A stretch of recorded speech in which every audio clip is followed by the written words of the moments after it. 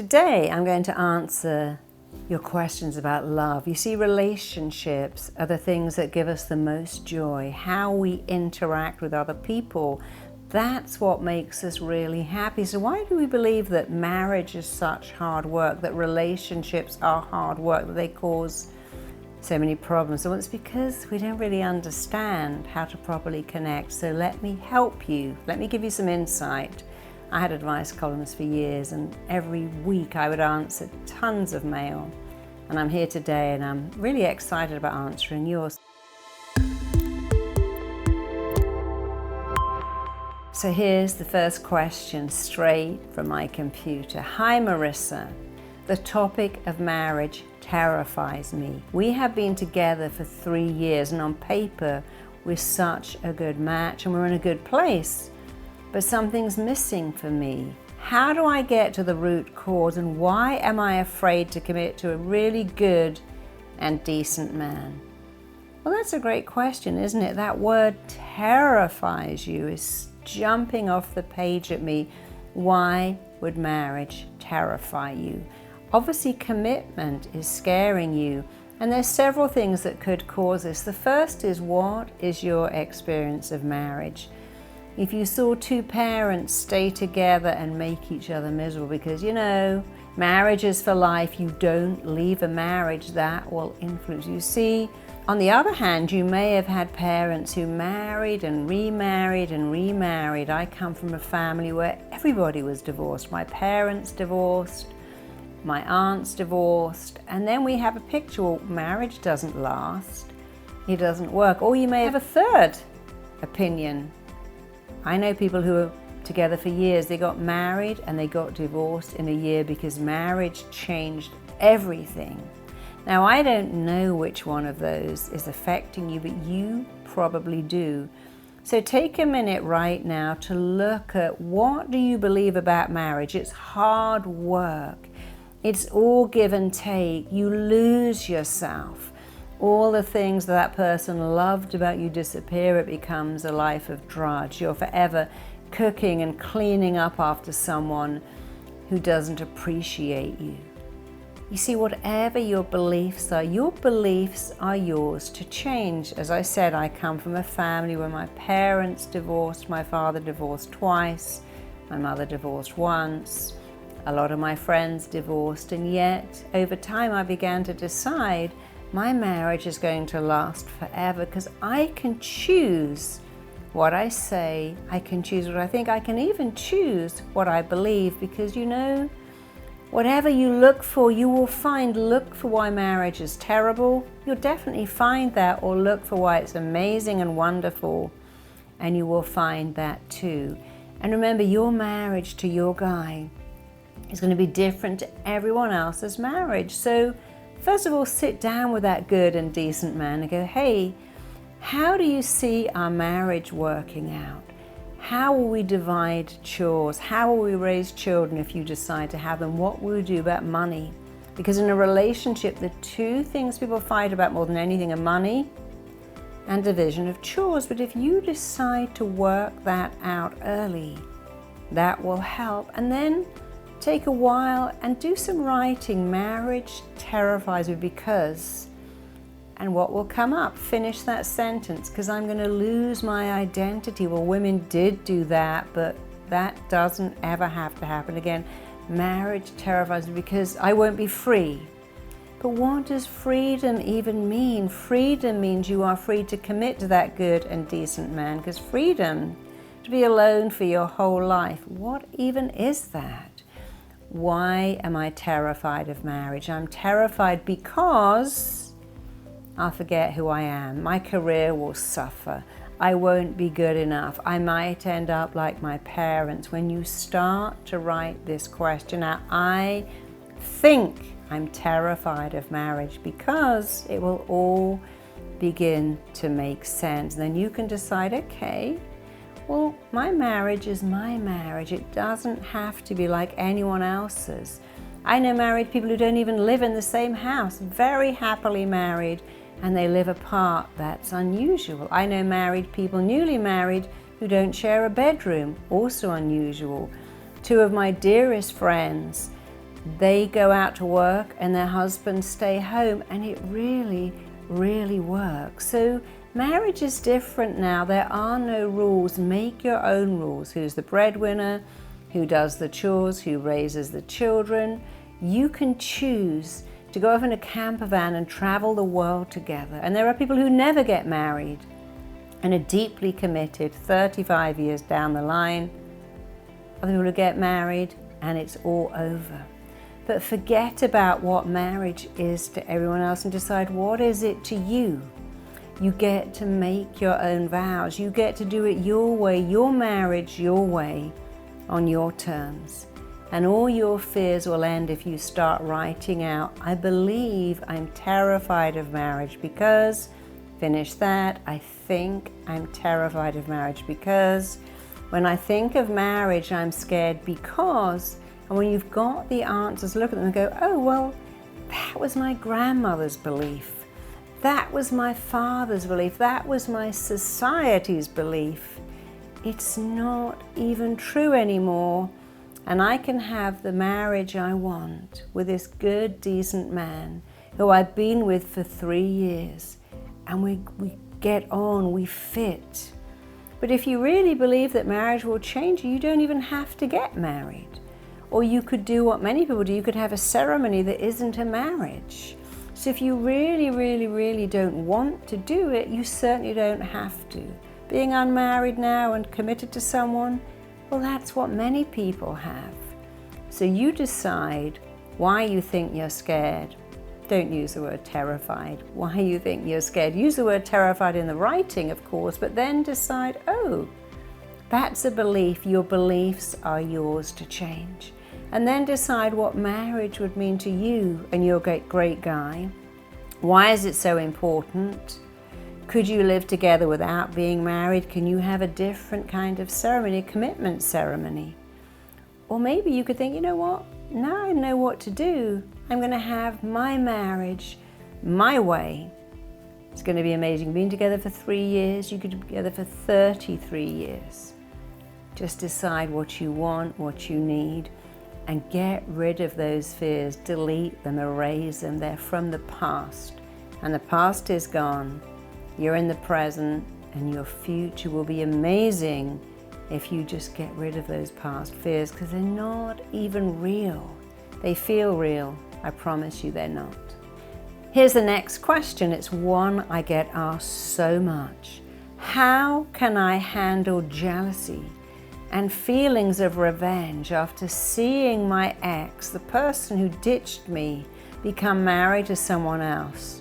I'm not usually the jealous type.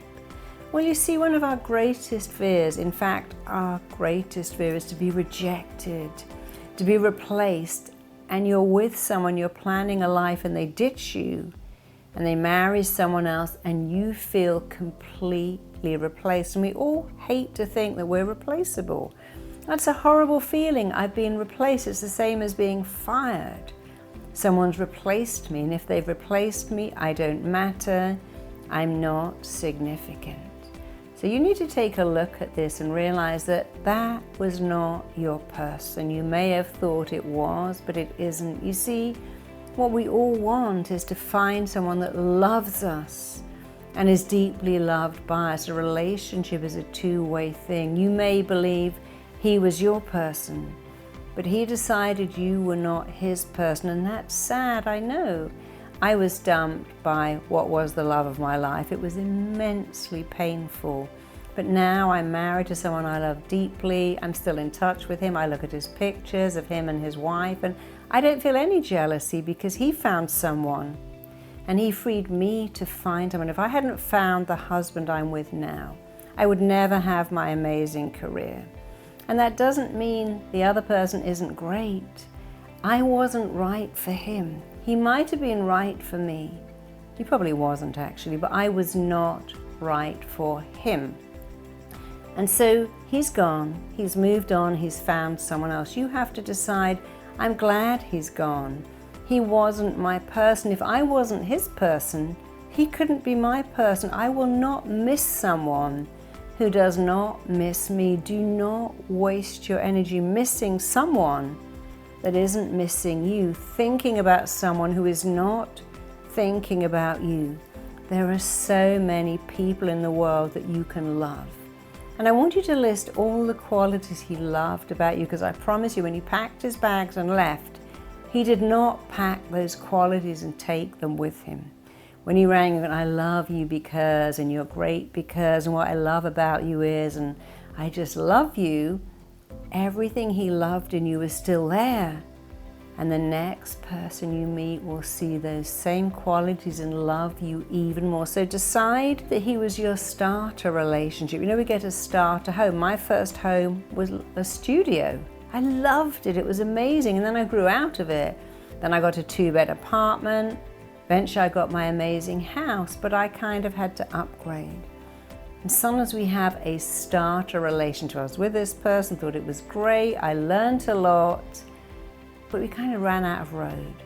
It kind of finished because it was just the starter relationship that taught me about me. You don't even know if this person's marriage is going to work out. You need to empty your mind of him and fill up your mind with your life, your person. He loved you once, so you are deeply lovable. Sometimes things just don't work. They reach a natural conclusion, and maybe if he'd stayed with you, you might have got really bored with him. He just got in first by ending it. That doesn't mean that you would not have decided down the line to end it. And as for revenge, the only revenge you need is to be blissfully happy. Stop putting energy into revenge and looking at his pictures and working out what's going on. Put the energy into finding someone new. There are thousands of guys that would want to be with you because he did once. Put your energy into finding someone new, success, being happy, living a beautiful life. That is the only revenge you ever need. You know that expression? If you are in the business of revenge, make sure you dig 2 graves because it takes up so much energy. You don't need revenge. You need to be happy. He's happy. Wish him well and decide, hey, it's my turn. Play that song by Diana Ross, It's My Turn. It's your turn now. Put your energy, think about the kind of guy you really want to be with. What qualities would he have? What would he be like? What would he love about you? And then put yourself in front of that kind of person. Go to places where men are. Go to a car wash with your car. Go to IT classes. Go to golf. Go to poker. If you put yourself in front of nice guys, knowing you absolutely deserve one, you'll find one and you'll be having your wedding up there soon. And maybe he'll look at it and think, oh, I made a mistake. Maybe he won't. That's not even important. It's important that you focus on you. He's not your person. Your person is right in front of you. Open your heart, your mind, and your eyes. Put your energy into attracting him. And remember, you're not half a person. You are not waiting for your other half, because you're not half, you're whole. You don't even need someone to complete you. When you think, I'm a good person, I've got great things to offer, I'm warm, loving, amazing, what that last person liked about me is still in me, and now I'm even better, and you can't help but find someone. You're already whole, you're already complete. Now go off and find someone, share your life, and be happy. So here's another really great question for all of us. Hey Marisa, why do 2 people who once said that they are deeply in love, deeply connected, and also best friends, how do they fall out of love? Do they lose the sparkle for building a strong and loving relationship? Do they get bored? Well, I blame the media for that. You know, all those fairy tales. Prince Charming met the princess and they lived happily ever after. They walked into the sunset and they lived happily ever after, which simply isn't true. You meet someone, you have a deep connection, you have a spark, you're deeply in love, and you call yourself best friends, and that may be true. Or it may be something that you're deluding yourself with. But if it's true, then why does it go wrong? Well, a lot of studies say that when people are together for more than a year, especially when they get married, they stop deep kissing. They stop saying, I love you. They stop holding hands. They just forget to do all the things they did when they first got together, when they would dress for sex, put sex in the calendar, light candles, play music, put a little romantic dinner out there, make it all look perfect, because that is work. But the work had a goal. I'm going to build this relationship. I've met someone, I'm going to dress for them, impress them, make a lovely dinner, gaze at them and get deeply interested in what they say, because the goal is to commit. Now I've committed, I've got the goal, I've got the prize, I don't have to work for it anymore. I'm not going to do that. I've got too many other things going on. And so we forget that all the things we did to win that prize, we have to keep doing. So you need to have a look at what is really going on here. First of all, maybe you never really had a deep connection. Perhaps that was all physical. Sometimes sex that's so good and so compelling can blind us to the fact that this isn't really our person. And often when you believe that sex is the glue that keeps your relationship working, that's a problem, because there's times when you're sick, you've got a baby, you've got a cold, you've got stuff going on, and you don't want to have sex. And if sex is what your deep connection, your being in love is based on, oh my God, the sex was so amazing, it's blinded me to this person who actually isn't right for me at all. So look at that first. Is it the passion? Is that sex so compelling and so exciting that it's blinded you to who you're with? Because sex like that, sorry, it doesn't last. Nature makes it all hot and heavy and wild and crazy to bond you, but then naturally that has to wear off.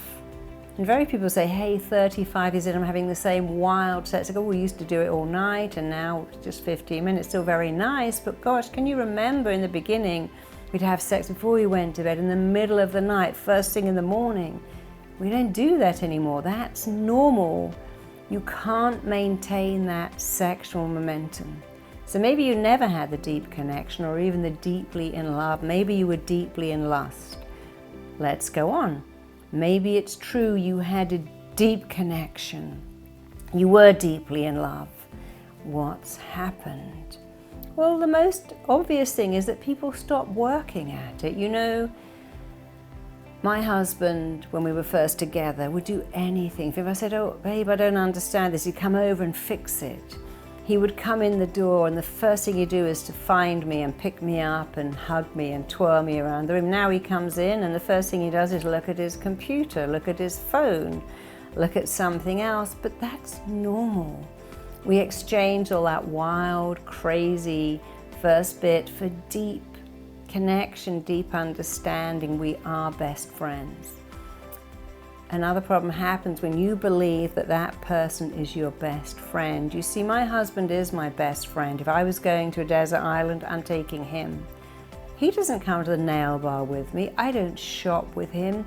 I don't watch what he calls chick flicks with him because he doesn't even understand them. I still share things with my girlfriend that he would never get. And sometimes we decide that one person has to be our best friend, our sexual partner, our coach, our lover, our mentor, our everything. It's too much to give to one person. You're never going to find one person who is perfect. You're never going to find someone just like you. And again, when you're madly in lust, you become blind to the habits that annoy you. Years and years ago, I was getting married to someone I didn't actually end up marrying. Someone took me out for lunch. He said, well, tell me his flaws. I looked at them, I said, he hasn't got any. And I really believed that. He doesn't have any flaws. He's perfect. Of course, later I realized he had many flaws. And he wasn't perfect, but I didn't see that because I was blinded by love. So be realistic, be reasonable. And here's something so powerful. If you had best friend chemistry, if you had sexual chemistry, then you can absolutely get that back. For any relationship to work, you must have sexual chemistry and best friend chemistry, and you must really respect and admire that person. And you can't go, yeah, well, we're best friends, we don't have sex, or we have crazy sex, but I actually don't even really like them that much. That doesn't work. You have to have all three: best friend chemistry, sexual chemistry, respect and admiration, because sometimes the sex will go. Occasionally you think, I don't even like my partner today, they're not my best friend, but if you respect and admire them, it will come back. So you have to look at the spark. You see, we say things like, oh, I found my twin flame. And I don't even believe in that. I think those words, happily ever after, twin flame, we've never had a crossword throughout our entire marriage. These are very, very unrealistic. Here's the truth. You are a flawed person, and you've met a flawed person. What you're going to have together? A flawed relationship. That's the best you can ever have. And that's great news. You're flawed. He's flawed. Have a flawed relationship. Make it the best it can ever be. Respect that person. Take the time, because it's the time that gave you the spark. It's the time that gave you the connection. I listened to him. We had long talks. We discussed things. That's how you connect, by looking for what makes you the same, and you disconnect by looking for what makes you different. And you know what? Whatever you look for in life, you will find. Go back to looking for what made you the same. Play the songs you first played when you first got together. Remember what you loved about that person, because often we go, oh yeah, you know, I don't like this, and I'm going to marriage guidance and I'm talking about all the things I can't stand about, and that is wrong, because as you focus on what you don't like, you'll get more of it. Focus, why did you love them? Why did you choose them? How did you get that connection? Why were you best friends? I promise you, because you put time and effort into creating that, and you can do that again. It's always easier and better, if you can, to get an existing relationship back on track than to start with someone new. Not always, but often. Because when you start with someone new and you haven't learned anything, you do the same thing. Oh, they were a disappointment too. I've had 5 husbands, they all disappointed me. I've had 3 wives, they all let themselves go, let me down. They weren't what I thought they were. That's on you, because you haven't learned. So often, better say this correctly, I get into trouble otherwise, often it's better and easier to make an existing relationship work than to start a new one with the same issues. But of course, if a relationship is terrible, if you're unfulfilled, if it's abusive, then yes, of course you should leave. But don't bury your relationship while it's still living. I hope that helps you. Let me know how you get on. Love is worth fighting for, working for, and of course you're going to go through some difficult times. If you really love each other and have those 3 things, you'll come through it and you'll build an amazing relationship. Remember that to have a loving relationship, you must love yourself. You must know you're lovable, believe you're lovable. I want to help you with this, so please download my free self-esteem workbook to build your self-esteem, to build your sense of lovability for good. If you enjoyed that video, check out the next one right here.